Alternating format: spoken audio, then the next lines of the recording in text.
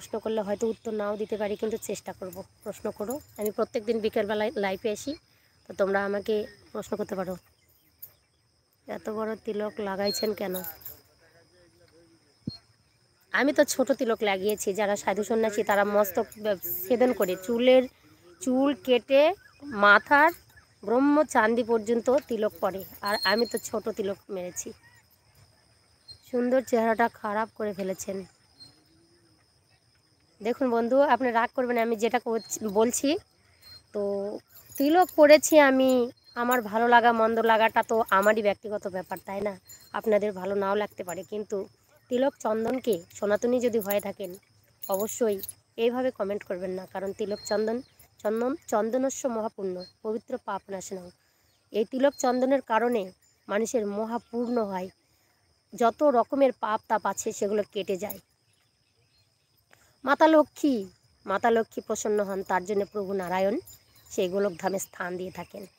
তাই তিলক পড়তে হয় সনাতনীদের।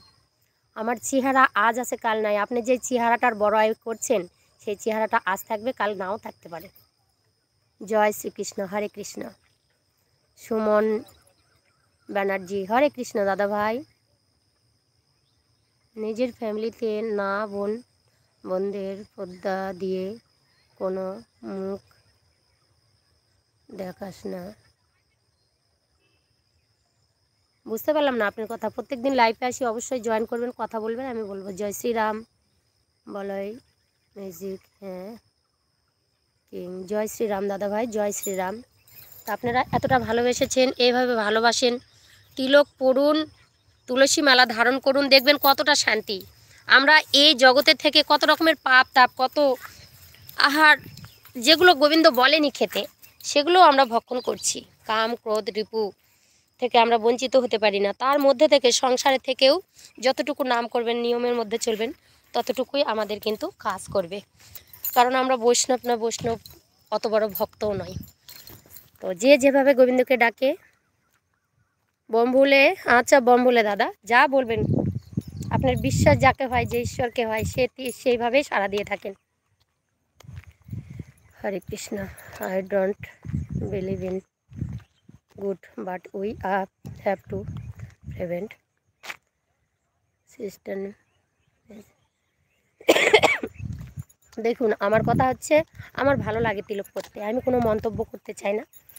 হিন্দু ধর্মে তিলক চন্দন তুলসী মালার নিয়ম রয়েছে, তো সেই জন্য এই দেহটাকে অনেক কিছু দিয়ে সাজাই আমরা, সোনা দানা রূপা অনেক কিছু। যেখানেই যান আপনি, যাদের সোনা আছে, গয়না আছে, টাকা আছে, পয়সা আছে, সবাই সব জায়গায় সম্মান পায়, কিন্তু কৃষ্ণভক্ত যারা, তিলক চন্দন যারা পড়ে, তারা কৃষ্ণভক্ত সাধুগুরুর বৈষ্ণবের চরণ পায়। তো এই জীবন যদি একবার সাধুগুরু বৈষ্ণবের চরণ পায়, তাহলে জীবনে আর কিছু চাওয়ার থাকে না।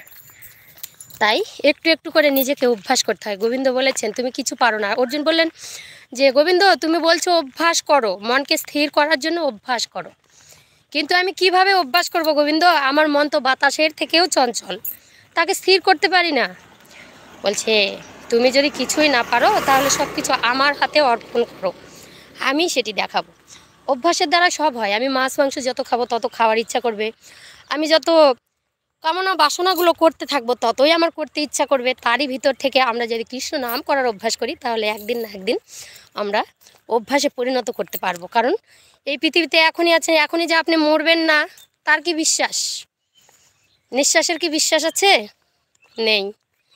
অনেক কিছু লিখেছেন, বিউটি অবজস্য প্রজেক্ট গভর্নমেন্ট মোড হিন্দু টু। এত ইংরেজি দাদা পড়ারই সময় নাই, আপনি একটু বাংলাতে ট্রান্সলেশন করলে ভালো হতো। আমি এত বড় শিক্ষিত নয়, বললাম তো। যাই হোক, প্রত্যেক দিন লাইভে আসি, অনেক কথা বলবেন, আমি শুনবো। হরে কৃষ্ণ। তো কৃষ্ণ নাম হরিনাম বড়ই মধুর, যেজন কৃষ্ণ ভজে সে বড় চতুর। সংসারে থেকেও কৃষ্ণ নাম করতে হয়। যত কৃষ্ণ নাম করবেন দেখবেন তার মহিমা একদিন না একদিন অবশ্যই পাওয়া যায়। কৃষ্ণ কথা হরি কথাটা একদম ফেলা ছাড়া কথা নয়। যারা সনাতনী রয়েছে তারা কৃষ্ণ কথা হরি কথা বলে, আর আমরা তার ধারে কাছেও মিশতে পারি না। কেন? আমাদের মনে অহংকার, রূপের অহংকার, যে আমাকে বলছে তুমি সুন্দর চেহারাটাকে খারাপ করেছো। তোমার কাছে আমি খারাপ হতে পারি, তার কাছে তো সুন্দর, তাই পৃথিবীতে পাঠিয়েছে আমাকে। হরে কৃষ্ণ। জয় রাধে বন্ধুরা। আজকে ইভিনিং হয়ে গেল, একদম সন্ধ্যা। তো গিয়ে সন্ধ্যা প্রদীপ